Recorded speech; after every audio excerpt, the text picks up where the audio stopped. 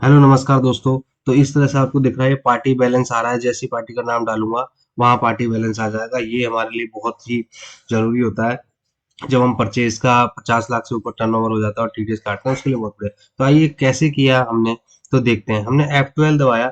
F12 दबाने के बाद हमने नीचे स्क्रॉल करते गए और हमने यहाँ पे देखिए जैसे लिखा show current balance of ledger को यस करेंगे। Show turnover from select party yes करेंगे। इसको भी यस करेंगे हम। शो करंट लेजर पार्टी को और किसी को नहीं करेंगे और हम एक्सेप्ट कर देंगे। अब एक्सेप्ट करेंगे तो लास्ट ईयर का और करंट ईयर का दोनों का आपको बैलेंस स्क्रीन पे ही पार्टी की एंट्री करते समय, परचेज की एंट्री करते समय आ जाएगा।